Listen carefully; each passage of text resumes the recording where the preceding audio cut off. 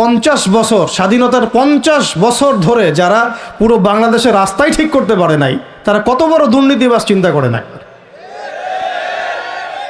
50 বছর ধরে একটা দেশকে রাডারবিহীন থাকতে হচ্ছে, স্যাটেলাইটবিহীন থাকতে হচ্ছে, পারমাণবিক কোনো অস্ত্র নাই, নিউক্লিয়ার কোনো মিসাইলস নাই, কোনো জিওপলিটিক্যাল বড় বড় রাষ্ট্রের সাথে অ্যালায়েন্স নাই। পক্ষান্তরে উল্টা কুফার, তাগুত, মুশরিকদের দাসত্বে আমাদেরকে নিয়ে গেছে। তাহলে 50 বছরের খেয়ানতের লিস্ট করলে মানে এক আসমান থেকে দ্বিতীয় আসমান পর্যন্ত হবে আর কি লিস্টটা। এত খেয়ানত 50-60 বছর হয়ে গেছে। এখনও যে বিষয়গুলো নিয়ে আমাদের কথা বলতে হচ্ছে, এটাই হচ্ছে সবচেয়ে লজ্জার। আলোচনার গন্তব্যটা হবে এরকম যে সিরাতের আলোকে দিন প্রতিষ্ঠা, সিরাতের আলোকে দিন প্রতিষ্ঠা। কারণ আমাদের দেশে দিনের রাজনৈতিক অবস্থান নাই, আমাদের দেশে দিনের রাজনৈতিক অবস্থান নাই। দিন কয়টা ক্ষেত্রে কায়েম করতে হবে, দিন সিরাতের আলোকে কায়েম করতে হলে কয়টা ক্ষেত্রে কায়েম করতে হবে সেটা আগে জেনে নেই। আচ্ছা, তার আগে একটা জিনিস আলোচনা করে নেই যে দিন কায়েম কি দুনিয়াবি কাজ না ইবাদত?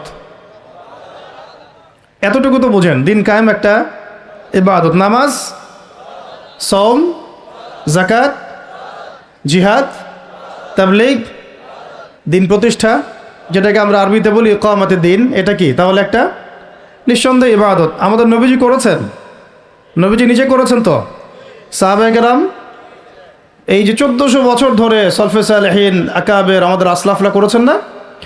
সবাই করেছেন। আচ্ছা, এখন এটা যদি ইবাদত হয়, ইবাদত কবুলের শর্ত কয়টা? একজন বলেন দেখিন, ইবাদত কবুলের শর্ত কয়টা? 3টা, তাই তো? বেসিক শর্ত কয়টা? 3টা। একটা হচ্ছে ইবাদত হতে হবে এক আল্লাহর জন্যে। কার জন্যে? তাহলে এই আল্লাহর জমিনে সিরাতের আলোকে দিন কায়েম করার লক্ষ্য উদ্দেশ্য থাকবে শুধু এক আল্লাহর সন্তুষ্টি অর্জন করা, শুধু এক আল্লাহকে রাজি খুশি করার জন্যে আমরা আল্লাহর জমিনে দিন কায়েমের চেষ্টা করব। খালাস, কথা ঠিক আছে? আচ্ছা, যদি এখানে উদ্দেশ্য থাকে না আমি আমার পদের জন্য চাচ্ছি, না আমি নেতৃত্বের জন্য চাচ্ছি, না আমি কোনো একটা ফেরকার আমির হওয়ার জন্য চাচ্ছি, অথবা আমি কোনো রাজনৈতিক পদের জন্য চাচ্ছি, তখন এবাদতটা এবাদত বলে গণ্য হবে না, বা এবাদতটার নেকির জায়গায় গোনাও হতে পারে, নেকির জায়গায় গোনাও হতে পারে, কারণ সেটা আল্লাহ পাকের সন্তুষ্টির জন্যে ছিল না। মানুষ আমাকে পপুলার মনে করে তাই আমি একটু গলা ফাটায় কথা বললাম, বিষয়টা এরকম না। কথা এখান থেকে আসবে না, কথা এখান থেকে আসবে, কথা এখান থেকে আসবে না, কথা আসবে কোত্থেকে? এখান থেকে। এখান থেকে এসে আরশে আজিমের মালিক পর্যন্ত পৌঁছাতে হবে, এই উদ্দেশ্যে আমার কথাগুলো হবে, কাজগুলো হবে। তাহলে দিন প্রতিষ্ঠার উদ্দেশ্য হবে এক আল্লাহর সন্তুষ্টি অর্জন করা, এটা প্রথম কথা। 2, রিজিক হালাল হতে হবে, সেটা তো আমরা জানি। রিজিক কি হতে হবে? হালাল হতে হবে, যেটা আমাদের 90%-এরই কম বেশি হারাম। কম বেশি কি 90%-এরই হারাম। দাড়ি টুপি পাগড়ি জুব্বা পরে আমরা যারা চলাফেরা করি, আমাদেরও বহু মানুষের রিজিক হারাম। অনেকেই সুদি কারবার করি, সুদি লেনদেন করি, অনেকেই মাপে কম দেই, অনেকে আবার আল্লাহর রাস্তায় সময় দিচ্ছি, বোনের সম্পত্তি দেই না। অনেকে দেখা যায় মাল সিন্ডিকেট করি, দাড়িওয়ালা লোক ফার্ম ঘাটে বসে ব্যবসা করছে, মাপে কম দিচ্ছে।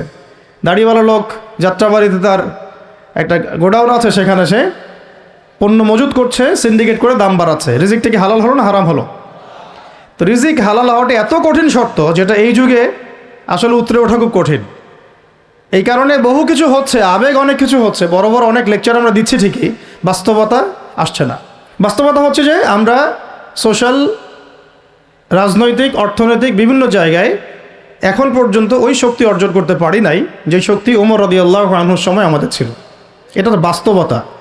কিন্তু মাঠে ময়দানে আমাদের কথা হচ্ছে মাশাআল্লাহ, অনেক বড় বড় কথা আমরা বলছি, অনেক সময় শোডাউন করে জনবল দিয়ে বা স্লোগান দিয়ে মনে করছি যে আমরা অনেক কিছু করে ফেলেছি, কিন্তু বাস্তবতাটা এমন না। বাস্তবতা অনেক অনেক অনেক বেশি খারাপ, যেটা আমরা চাই এই খারাপ অবস্থাটা দূর হোক, এই জন্যে আলোচনাগুলো আসা উচিত।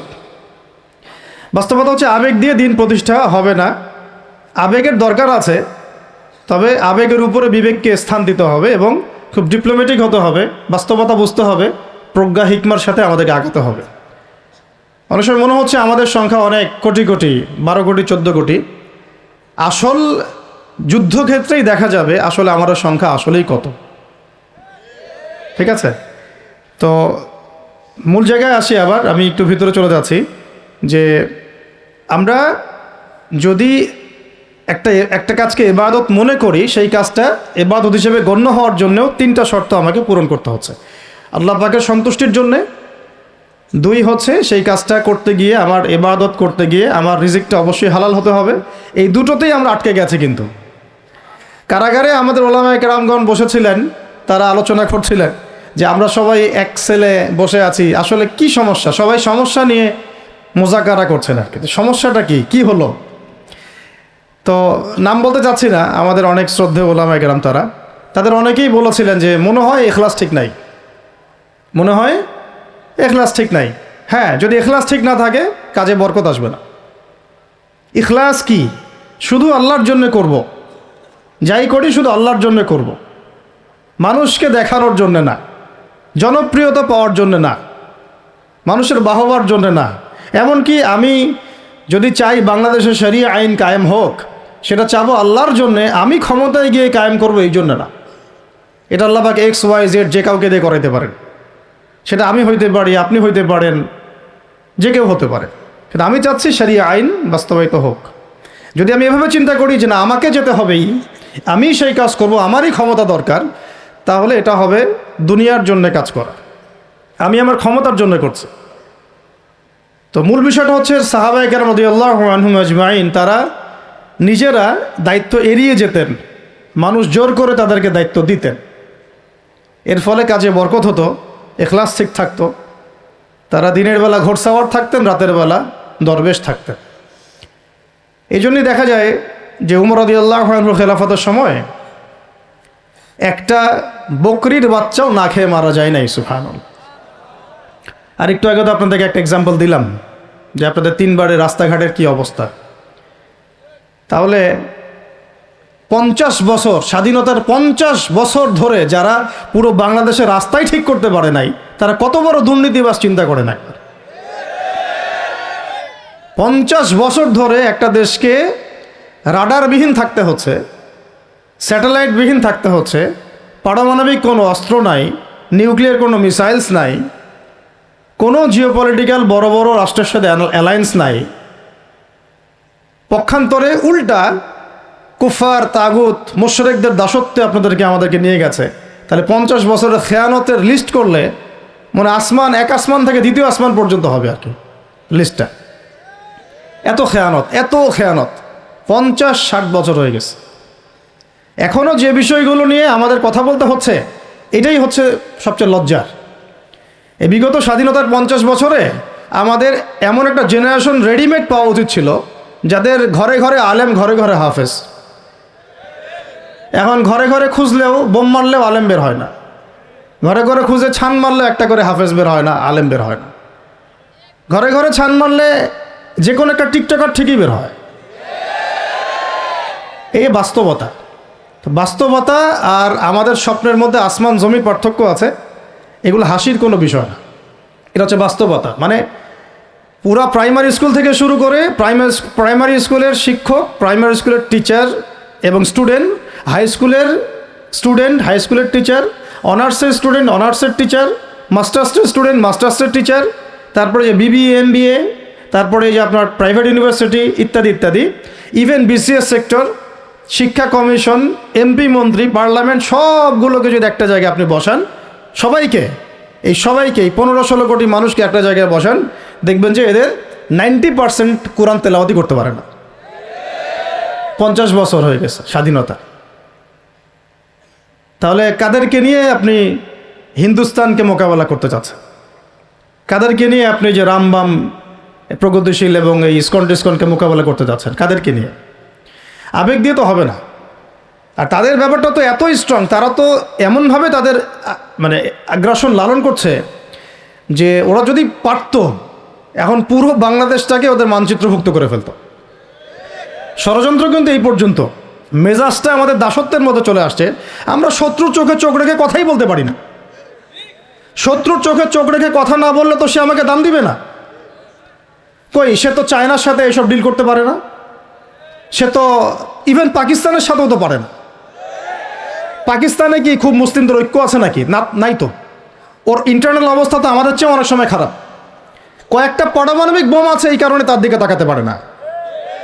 স্বাধীনতার 50 বছরে কয়টা মিসাইল তৈরি করলেন? একটাও তো তৈরি করার ফিকির করলেন না। তাহলে বিগত 50 বছরের ইতিহাস যদি আমরা ঘাঁটি, তাহলে দেখব যে যত রকমের মানব রচিত তন্ত্রমন্ত্র আছে, এই তথাকথিত গণতন্ত্রই বলেন, আর এই জাতীয়তাবাদের কথাই বলেন, আর এই তথাকথিত ধর্মনিরপেক্ষতাবাদ, আর এই কমিউনিজম যা আছে সব ফেল করেছে। পশ্চিমা সব মতবাদ এখানে এমনভাবে ফেল করেছে যেটা ইতিহাসে বিরল। তাহলে একটা মাত্র পথ আপনাদের সামনে এখন খোলা আছে, যেই পথ দিয়ে এই সমস্ত সমস্যার সলিউশন আনা সম্ভব। সেই পথটাই হচ্ছে ওই যে লেখা আছে, সিরার আলোকে উম্মার সংকট নিরসন করা। ওই সিরাতের আলোকে যদি উম্মার সংকট নিরসন করতে না পারি, আর কোনো রাস্তা আমাদের সামনে খোলা নাই। দিন কায়েমের শর্ত 3টা বলেছেন না? 3 নম্বর শর্তটাই হচ্ছে এটা যদি ইবাদত হয়, দিন কায়েম যদি একটা ইবাদত হয়ে থাকে, তাহলে সেই ইবাদত কবুল হবে শুধু একজন ব্যক্তির তরিকায়। কার তরিকায়? মুহাম্মদ রাসূলুল্লাহ সাল্লাল্লাহু আলাইহি ওয়াসাল্লামের তরিকায়। ইবাদত হতে হবে এক আল্লাহর জন্যে, হালাল রিজিক থাকতে হবে, এবং তরিকা হতে হবে কার? মুহাম্মদ রাসূলুল্লাহ সাল্লাল্লাহু আলাইহি ওয়াসাল্লাম। তো মুহাম্মদ সাল্লাল্লাহু আলাইহি ওয়াসাল্লামের তরিকাই হচ্ছে সিরাত, যেটার মধ্য দিয়ে আমরা দিন কায়েম করবো ইনশাআল্লাহ। আর কোনো রাস্তা খোলা নাই। যত তন্ত্রমন্ত্র নিয়ে আসো, যত তন্ত্রমন্ত্র, এখন তো 4টা-5টা আছে, আরও যদি নতুন কোনো তন্ত্রমন্ত্র নিয়ে আসে, তারপরেও এই জাতির মুক্তির কোনো পথ নাই সিরাত ছাড়া। এখন আমাদেরকে আগে সিরাত পড়তে হবে ভাই, সবাইকে আগে সিরাতটা পড়তে হবে। সিরাত পড়লে পরে আপনারা বুঝতে পারবেন যে ইনশাআল্লাহ তাআলা কোন পথে আমাদেরকে হাঁটতে হবে। এখানে টপিক অনেক ডিপ দেওয়া হয়েছে, অত ডিপে গেলে আমাদের সারা রাত চলে যাবে। আমি শুধু ভাষা কয়েকটা পয়েন্ট বলতেছি, একটু মনোযোগ দেন। নবী সাল্লাল্লাহু আলাইহি ওয়াসাল্লাম যখন থেকে কাজ শুরু করেছেন, কাজ বলতে আমি দাওয়াতের কাজ বোঝাচ্ছি, তখনকার সমাজটা কিন্তু আমাদের মতো এতটাও মানে কমফোর্টেবল ছিল না। একটা অমুসলিম রাষ্ট্রে তিনি দাওয়াতের কাজ শুরু করেছেন। মক্কা কি ছিল? একটা মুসলিম রাষ্ট্র না অমুসলিম রাষ্ট্র? অমুসলিম একটা রাষ্ট্রে তিনি অ্যাজ এ নবী তার দাওয়াতের কাজ শুরু করেছেন। সুবহানাল্লাহ। এবং তিনি সেই রাষ্ট্রের একজন পরিচিত ব্যক্তিত্ব, যাকে আস-সাদিক আল আমিন বলে ডাকা হয়, যার আগেও কোনো গুনাহ নাই, পরেও কোনো গুনাহ নাই। এমন একজন ব্যক্তিত্ব তিনি, যার আগেও কোনো গুনাহ নাই, পরেও কোনো গুনাহ নাই, এবং তিনি একটা অমুসলিম রাষ্ট্রে ওহী প্রাপ্ত হয়ে দাওয়াতের কাজ শুরু করলেন। আর আমরা তো মুসলিম রাষ্ট্রে বসে আছি, আমরা তো মক্কায় নাই। আমরা কি মক্কায় আছি? আমরা তো মক্কায় নাই। যদি মক্কায় না থাকি, তাহলে এরকম নতজানু পররাষ্ট্রনীতি কেন? আমরা যদি মক্কার মতো পরিবেশে না থাকি, তাহলে এত নতজানু পররাষ্ট্রনীতি কেন? তাহলে ভারতের মধ্যে আমাদের যে মুসলিম ভাইরা আছে, তারা কি করবে? তাহলে ভারতে যে মুসলিম ভাইরা আছে, তারা কি করবে? তারা কি ওদের পা ধরে করবে, সালাম করবে? হিন্দুদের পা ধরে সালাম করবে? বলেন তো। আমরা তো একটা মুসলিম রাষ্ট্রে আছি, তো মুসলিম রাষ্ট্রে থাকতে এত নতজানু পররাষ্ট্রনীতি কেন? এত দাসত্বের শৃঙ্খল কেন? তো তিনি দাওয়াতের কাজ শুরু করেছেন প্রথম কি দিয়ে, এটা একটা ফ্যাক্ট। আমরা আসলে আলোচনাগুলো আপনাদের চাইতে তাদের শোনা দরকার, যারা আলোচনা যারা করে আর কি। মানে আমি চাই বেশি বেশি তাদের সাথে কনভারসেশন করতে, যারা উম্মাকে নিয়ে ফিকির করেন, কোন দাওয়াতের কাজ করতে যান, বা মুআল্লিম বা আলেম বা হাফেজ, তাদের সাথে কথা বলা দরকার। তাদেরকে আগে বোঝানো দরকার বিষয়গুলো। অনেকেই বুঝেন না। অনেকে বায়াবিও দাওয়াতি কাজ করছেন উইদাউট এনি প্ল্যাটফর্ম। অনেকে দাওয়াতি কাজ করছেন উইদাউট এনি কানেকশন উইথ ওলামা। আলেমদের সাথে কোনো কানেকশন নেই, দাওয়াতের কাজ করতে আসেন, একটা বায়াবিও প্ল্যাটফর্ম ক্রিয়েট করে রাখতেছেন। তো আমাদেরকে আগে তাদের সাথে কথাবার্তা বলা দরকার, যে মৌলিকভাবে আমরা আসলে কিভাবে আগাবো আর কি। প্র্যাকটিক্যাল কথায় আসেন। এই যে আমরা এতগুলো কথা বলছি না, আমি আপনাদেরকে পুরা পথ ও পদ্ধতি এখানে গিলায় খাওয়াই দিতে পারবো, কিন্তু বিশ্বাস করেন, গিলে খাওয়ার পরে আপনি কিছুই করতে পারবেন না। কেন পারবেন না? আপনার কোনো অ্যাসোসিয়েশন নাই, কোনো ফাউন্ডেশন নাই, কোনো সংগঠন নাই, কোনো রাজনৈতিক ক্ষমতা নাই, কোনো রাজনৈতিক দলও নাই, রাজনৈতিক কোনো অ্যাপ্রোচও নাই। কিন্তু একটা সেকুলার রাজনৈতিক দল আপনার চেয়ে ভালো ফিল্ড ওয়ার্ক করতে পারবে, কারণ তার চেইন অফ কমান্ড আছে। আমাদের তাওহীদপন্থীদের কোনো চেইন অফ কমান্ডই নাই। বলে আসতেছি বিগত 5 বছর 10 বছর থেকে একই বয়ান, মাথায় ঢুকে না জিনিসটা যে চেইন অফ কমান্ড বলে একটা কিছু আছে, যেখানে একজন আমির নাই, যেখানে একজন ইমারা নাই, একটা আমির নাই, আসসামউ ওয়া তাআ নাই, বায়আ নাই, যেখানে শুনলাম মানলাম আনুগত্য করলাম, আমির মামুর জামা ইমারা এগুলো নাই, সেখানে তো চেইন অফ কমান্ড আসবে না। তাবলিগ জামাত কাজ করছে না? করছে কি না?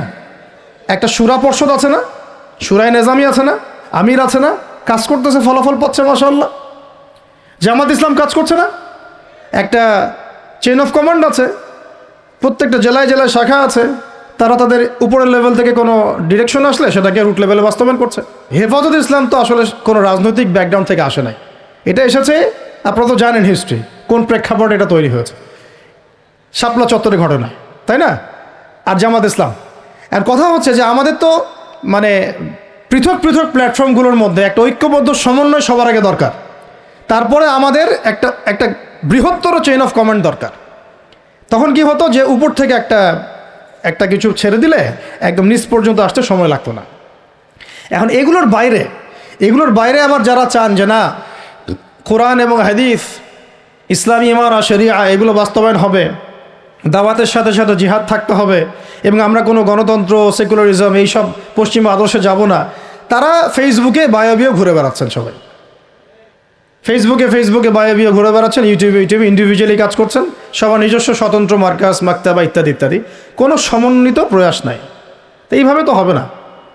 এইভাবে কি হবে? সর্বোচ্চ এককভাবে কিছু দাওয়াত দেওয়া যাবে, কিন্তু নবী সাল্লাল্লাহু আলাইহি ওয়াসাল্লাম ওহী প্রাপ্ত হওয়ার পরেই দাওয়াতের যে কাজ শুরু করলেন, এটাই চেইন অফ কমান্ড। সুবহানাল্লাহ। একটা জামার মধ্যে তিনি সবাইকে নিয়ে আসছেন। খেয়াল করে দেখেন, প্রথম ওহী আসলো কি সংক্রান্ত? ইকরা বিসমি রাব্বিকাল্লাযী খালাক। এই তো পড়ুন আপনার রবের নামে যিনি আপনাকে সৃষ্টি করেছে। তো পড়া, তিনি কি পড়তে পারতেন? তিনি তো পড়তেও পারতেন না।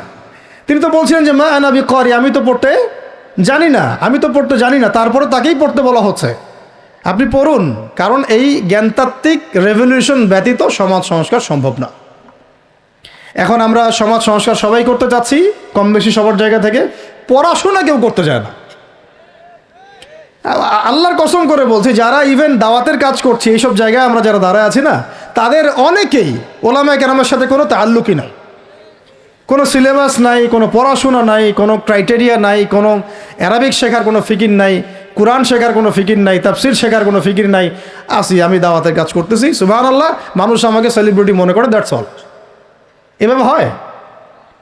এভাবে কি দাওয়াতের কাজ হয়? অথচ নবী সাল্লাল্লাহু আলাইহি ওয়াসাল্লামকে আল্লাহ পাক পড়তে বলছেন। তাহলে প্রথম দরকার আমাদের জ্ঞানতাত্ত্বিক রেভলিউশন, যেটা বললাম যে বিগত 50 বছরে অলরেডি আমাদের ঘরে ঘরে একজন করে আলেম, একজন করে হাফেজ থাকা উচিত ছিল।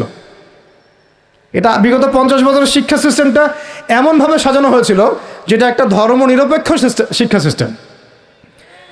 এটা এই যে একটা ছেলে বসে আছে 30 বছর বয়স, ওর তো অধিকার ছিল যে সে এসএসসি, এইচএসসি, অনার্স মাস্টার্স লেভেলে এসে কোরআনের অর্থ করার যোগ্যতা অর্জন করবে। এটা তার রাইটস ছিল অ্যাজ এ মুসলিম কান্ট্রির একজন সিভিলিয়ান হিসাবে। তার রাইটস ছিল এটা, যে আমি একজন মুসলিম কান্ট্রির সিভিলিয়ান, আমার রাইটস আছে স্কুলে গিয়ে কোরআন শেখার, কলেজে গিয়ে কোরআনের তাফসীর শেখার, অনার্স লেভেলে গিয়ে হাদিস পড়তে শেখার, হাদিসের মুতাআলা করার। ইভেন সে মাস্টার্সের পরে ইফতা দেওয়ার মতো যোগ্যতা অর্জন করতে পারত যদি শিক্ষা সিস্টেমটার মধ্যে সমন্বয় থাকতো। কিচ্ছু করা হয় না এইসব লেভেলে। 50 বছর ধরে এই জাতিকে শিক্ষার অন্ধ করে রাখা হয়েছে। কওমি মাদ্রাসাগুলো যদি না থাকতো, এই দেশ থেকে ইসলামকে মিটাই ফেলে দিত এরা। এটা বাস্তবতা। কথা হচ্ছে, একজন জেনারেল শিক্ষিত ছেলে যে এদেশের মুসলিম নাগরিক, তার রাইটস আছে প্রাইমারি স্কুলে সে কোরআন তেলাওয়াত করা শিখতে পারে নাই। কেন পারে নাই? পিতা মাতাও তো মাশাআল্লাহ সুবহানাল্লাহ সেই কোয়ালিটির। ছেলে 10 বছরে কিছু শিখুক না শিখুক, বাংলা ইংরেজি অঙ্ক তাকে শিখতে হবে। কোরআন হাদিস এগুলো তো কোনো বিষয়, এগুলো কোনো বিষয় হলো? আপনাদের কাছে আল্লাহর কসম এগুলো দামি নাই। ওই একদিন দুদিন ওয়াজ মাহফিলে আইসা আবেগ দেখান। কোরআন হাদিসের প্রতি যদি মহব্বত থাকতো, ছেলেকে তো আলেম বানাইতেন আপনি, ছেলেকে তো আপনি একজন হাফেজ বানাইতেন কমপক্ষে। আপনি তো ছেলেকে এমনভাবে গড়ে তুলেছেন আপনার জানাজাই পড়তে পারবে না।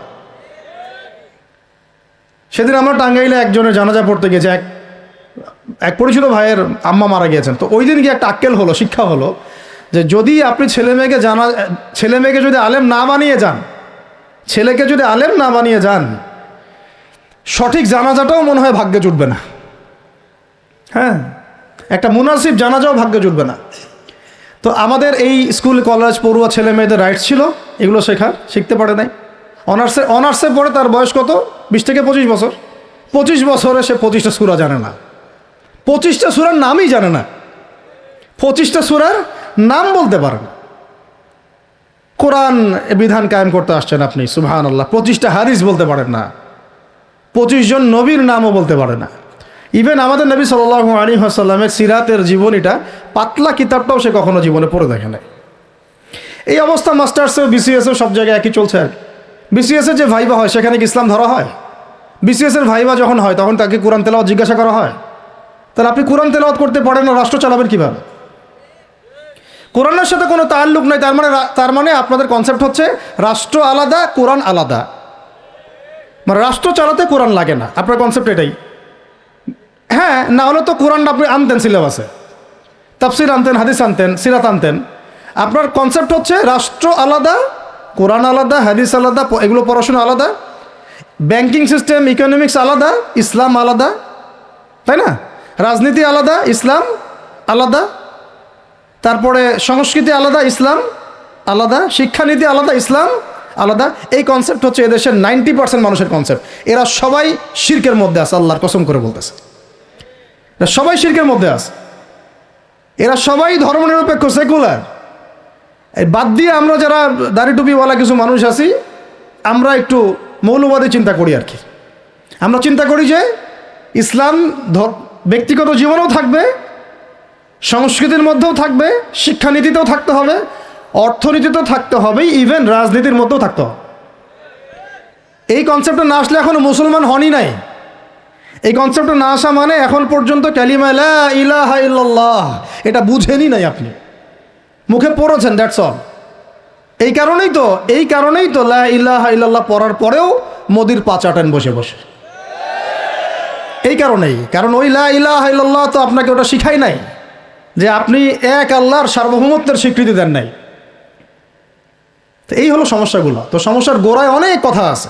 এখন নবী সাল্লাল্লাহু আলাইহি ওয়াসাল্লাম কিন্তু দাওয়াতের কাজটা, এই যে সিরাতের আলোকে যেটা বলছেন, সমাজ সংস্কার এবং দিন প্রতিষ্ঠা এবং সমকালীন সব সংকট দূর করা, এটা শুরু করতে হবে জ্ঞানতাত্ত্বিক রেভলিউশন থেকে।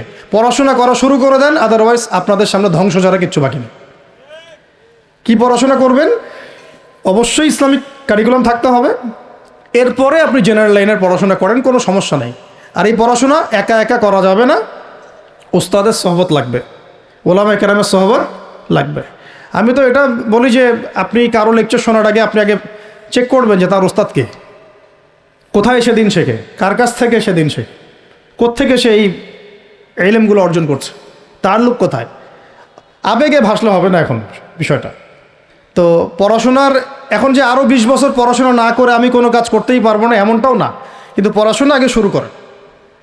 এখন আপনার কাজ পড়াশোনা শুরু করা, ইকরা বিসমি রব্বিকাল্লাযী খলাকের হক আদায় করা এবং ওস্তাদের সহবতে থাকা। যেমন জেনারেল লাইনে পড়েছেন 20 বছর, একা একা কি পড়েছেন না, প্রতিষ্ঠানে গিয়েছেন, ডেইলি ক্লাস করেছেন, টিচারের সহবতে ছিলেন, বেতন দিয়েছেন, ব্যাসে থেকেছেন, তারপরে আরও কি করেছেন? বাবার জমি বিক্রি করে দিয়েছেন, বাবা মায়ের জমি বিক্রি করে। সেম অন্ততপক্ষে এতটুকু যতটুকু আপনি জেনারেল লাইনের জন্য করেছেন, জেনারেল লাইনে যদি যতটুকু করেছেন, ত্যাগ, শ্রম, মেধা খরচ, কষ্ট স্বীকার করা, এর যদি অর্ধেকও যদি দিন শিক্ষার জন্য করতে না পারেন, আপনি নিজেও মুনাফেক। আমরা নিজেরাও মুনাফেক তখন। বেশক আমাদের মধ্যে নেফাকি আছে, সুবহানাল্লাহ। আপনি একটা ডিগ্রির জন্য একেবারে 20 বছর ঢালতে পারেন, 20 কোটি টাকা ঢালতে পারেন, বাপের জমি বিক্রি করতে পারেন, মেসে থাকতে পারেন, ঢাকা বিশ্ববিদ্যালয়ের সেই লাইফ লিড করতে পারেন, এক বিছানায় 2 জন থাকি, ফ্লোরের মধ্যে ফ্লোরিং করে থাকা, হ্যাঁ, হাজার হাজার লাখ লাখ টাকা খরচ করা, কষ্ট করে সকালে ওঠা, রাত জাগা, পড়া, পরীক্ষা দেওয়া, অ্যাসাইনমেন্ট, কত কি। আমি তো জানি এগুলো, আপনারা তো অনেকে না জানেন, আমি তো জানি, আমরা তো ইউনিভার্সিটিতে পড়েছি। তো এই পরিশ্রমগুলো আপনি করছেন অনলি ফর একটা সার্টিফিকেট আর একটা চাকরির জন্যে, আর এর 10% কেন 5% আপনি করতে চান না দিনী শিক্ষার জন্যে। তো আমি মুনাফেক না হলে এই পৃথিবীতে আর মুনাফেক কে আছে? তো এই মুনাফেকদেরকে দিয়ে আপনি দিন কায়েম করবেন নাকি? শোনেন, আবেগ দিয়ে বিপ্লব হয়, আবেগ দিয়ে কী হয়? আবেগ দিয়ে বিপ্লব হতে পারে, আবেগ দিয়ে শরিয়া খিলাফা কায়েম হয় না। আবেগই হয়ে একটা বিপ্লব হতে পারে, কিন্তু আবেগ দিয়ে শুধু আবেগ দিয়ে শরিয়া খিলাফা কায়েম হবে না। শরিয়া খিলাফা কায়েম হয়েছে কাদের হাতে? সাহাবিদের হাতে। কাদের হাতে? আমাদের জিন্দেগি যখন সাহাবিওয়ালা হবে তখন শরিয়া কায়েম হবে। চাল পড়াশোনা করে না, সাহাবিওয়ালা জিন্দেগি কীভাবে যাপন করবে? ওলামায়ে কেরামের সাথে তাআল্লুক নাই, সাহাবিওয়ালা জীবন কীভাবে যাপন করবে? নামাজের ঠিক নাই, সাহাবিওয়ালা জীবন হইল কীভাবে? কোরআন তেলাওয়াত করতে পারেন না, সাহাবিওয়ালা জীবন হইল? দিনের জন্য আমর বিল মারুফ নাহি আনিল মুনকারের কাজ নাই, ওই যোগ্যতাও নাই, তাহলে সাহাবিওয়ালা জীবন হইল কি? চেহারা সুরতের মধ্যে ইসলাম নাই, সুন্নতের প্রতি পাবন্দি নাই, সাহাবিওয়ালা জিন্দেগি হলো কি? সাহাবিদের হাতে বদর যুদ্ধ হয়েছে, জয়লাভ করেছে। উহুদ প্রায় জিতেইছে, এটা জিতেই বলা যায়, সাময়িক বিপর্যয় হয়েছে। খন্দক, খায়বার, মুতায়ার মুখ কাঁপিয়ে দিয়েছে কারা? সাহাবিরা। তো সাহাবিওয়ালা ইমান, সাহাবিওয়ালা আমল, সাহাবিওয়ালা আখলাক, সাহাবিওয়ালা মেহনত হলে পরে বাংলার মাটিতে দিন কায়েম হবে ইনশাআল্লাহ। না হওয়া পর্যন্ত এই লাভঝাপ করতে থাকা, আজকে এই বিষয় কালকে ওই বিষয়, আজকে এই ইস্যু কালকে এই ইস্যু, এগুলোই চলতে থাকবে। আমরা এটা চাই না। আমরা চাই এখন যেহেতু দাওয়াতের একটা সুবর্ণ সুযোগ আমাদের সামনে এসেছে, এখন যেহেতু আল্লাহ পাক, এটা আল্লাহ পাকের রহমত, এখানে সবাই ক্রেডিট নেওয়ার প্রতিযোগিতায় লিপ্ত আছে। আমার ক্রেডিটে হয়েছে, আমি এই করেছি, আমি সেই করেছি। এখন তো এমন দেখা যাচ্ছে যে ওই সময় কিছু বলেও নাই, সেও এসে এখন প্রধান উপদেষ্টার পাশ আটতেছে বসে বসে। কি সুবহানাল্লাহ! মানে রক্ত দিল এক ভাই, মানে বছরের পর বছর কারাগারে পচে মরল একদল, বছরের পর বছর, দিনের পর দিন, মাসের পর মাস আয়না ঘরে ধুকে ধুকে মরল আর একদল। ঠিক আছে, বললাম দোকান থেকে বের হলে কেউ সুস্থ থাকে না। বছরের পর বছর মামলা মোকদ্দমা হচ্ছে একদল, এক একজনের ঘাড়ে 3টা 4টা 5টা 10টা 20টা করে মামলা। হ্যাঁ, তারপরে বছরের পর বছর এই ফ্যাসিজমের বিরুদ্ধে দাঁড়ানোর কারণে দেশ থেকে বিতাড়িত হয়েছে একদল, হয় নাই? শাপলা চত্বরে রক্ত দিয়েছে আর একদল। তারপরে এই ছাত্র ভাইদের হাজার হাজার পঙ্গু হয়ে পড়ে আছে বিভিন্ন জায়গায় আর একদল, আর শত শত মানুষ রাস্তায় প্রাণ দিল আর একদল, আর উড়ে এসে জুড়ে ক্ষমতায় বসলো আর একদল। সার্কাস চলতেছে। শুরুটা করবেন একবার ইখলাস ঠিক রাখা, দিন কায়েম করবো সিরাতের পদ্ধতিতে। অন্য কোনো পদ্ধতি আছে? আব্রাহাম লিঙ্কনের পদ্ধতি চলবে? কার্ল মার্কসের পদ্ধতি চলবে? ওই চীনের মাও সেতুংয়ের পদ্ধতি চলবে? ওই ইতালির মুসোলিনির পদ্ধতি চলবে? কার পদ্ধতিতে দিন কায়েম করব? একমাত্র মুহাম্মদ রাসূলুল্লাহ সাল্লাল্লাহু আলাইহি ওয়াসাল্লামের শেখানো সিরাতের সুন্নতেই আগাতে হবে। এখন আগাতে গিয়ে প্রথম কাজ আপনারা আমার কি? ইখলাস ঠিক রাখা, রিজিক হালাল করা, নবীর তরিকা ফলো করা, তারপরে দিনের ইলম অর্জন করা। একা একা ইলম অর্জন করবেন? ওলামায়ে কেরাম খুঁজে বের করবেন। ওলামায়ে কেরাম সব জায়গাতেই আছে, আলহামদুলিল্লাহ, এটা আমাদের সৌভাগ্য। আর আপনি দেখবেন যে কারা নিজেদেরকে জাহির করে না, মুহাক্কিক ওলামায়ে কেরাম নিজেকে জাহির করেন না। হকপন্থী ওলামায়ে কেরাম যারা, তারা নিজেদেরকে এভাবে জাহির করেন না, এজহার করেন না যে আমি এত বড় পণ্ডিত, আসো আমার কাছে, এইভাবে তারা কথা বলেন না। তা বরং তারা নিজেদেরকে আড়াল করে চলেন, তারা বিনয়ী হন। এবং আপনারা দেখবেন না যে আহলে ফেসবুক ওয়াল জামায়াতের মধ্যে কার পপুলারিটি বেশি, এইটা দেখতে যাবেন না। আপনারা দেখতে যাবেন বড় বড় ওলামায়ে কেরাম কার পিছনে ছোটেন। মুহাক্কিক আলেম খুঁজবেন কীভাবে? আপনি দেখবেন না যে অমুক ভাই তমুক ভাই, আমাদের এই ভাইরা কার পিছনে ছোটে, বরং আপনি দেখবেন যে হ্যাঁ, বড় বড় ওলামায়ে কেরামগণ কার পিছনে ছোটেন, এবং সেই মূল উৎস থেকে জ্ঞান অর্জন করার চেষ্টা করবেন ইনশাআল্লাহ। তৌফিক দান করেন, আমিন। এটা ছাড়া আপনারা জ্ঞান অর্জন হবে না, এবং জ্ঞানের সাথে যে আদব সেটাও শিখতে পারবেন না, আদবের সাথে তাআল্লুক হচ্ছে তাসাউফের, সেটাও শিখতে পারবেন না, এবং এই তাসকিয়া অর্জন হবে না। আল্লাহ পাক আমাদেরকে তাসকিয়া অর্জন করে তৌফিক দান করেন। ইলম শিখবো, তারপরে কাজ হচ্ছে আমাদের আমল বাড়িয়ে দেওয়া। আল্লাহ নবী সাল্লাল্লাহু আলাইহি ওয়াসাল্লাম সাহাবায়ে কেরামকে শুধু জ্ঞান শিখতেন নাকি আমলও করতেন? সবচেয়ে বেশি পরহেজগার ব্যক্তি কে এই উম্মতের মধ্যে বলেন? আমাদের নবী সাল্লাল্লাহু আলাইহি ওয়াসাল্লাম। হ্যাঁ, তিনি তো অবশ্যই। তারপরে আবু বকর রাদিয়াল্লাহু আনহু, ওমর ইবনুল খাত্তাব, আলী ইবনে আবি তালেব, উসমান বিন আফফান রাদিয়াল্লাহু আনহু আজমাইন, প্রত্যেক সাহাবী। তো সাহাবীদের আমল একটু দেখেন, সারাদিন রাত তারা কেমন কি করতেন, কিভাবে কাটাতেন। আমরা আমাদের দিনের একটা বড় অংশ অপচয় করে নষ্ট করি। তারা সময় নষ্ট করতেন না, বরং তারা প্রত্যেকটা সময়কে কাজে লাগাতেন। প্রত্যেক দিন একদিন ওই হাদিসটা আপনারা তো জানেন, একদিন নবী সাল্লাল্লাহু আলাইহি ওয়াসাল্লাম বললেন, আজকে জামাতের সাথে নামাজগুলো পড়েছে কে? আবু বকর রাদিয়াল্লাহু আনহু হাত তুললেন, আমি পড়েছি। আজকে সদকা করেছে কে? আমি। আজকে সওম রেখেছে কে? আমি। আজকে জানাজায় শরীক হয়েছে কে? আমি। এরকম অনেকগুলো আমলের কথা নবীজি বলেন, সবগুলোই দেখা গেল আবু বকর রাদিয়াল্লাহু আনহু করেছেন। সুবহানাল্লাহ, একদিনে সব আমল। এভাবে তারা দিন কাটাতেন, আপনি আর আমি যদি জুমার দিনে মসজিদে আসি তাহলে তো সমস্যা ভাই, আমাদের দ্বারা তো হবে না। আল্লাহ পাক আমাদেরকে যেন ইসলাহ করার তৌফিক দান করেন, আমিন।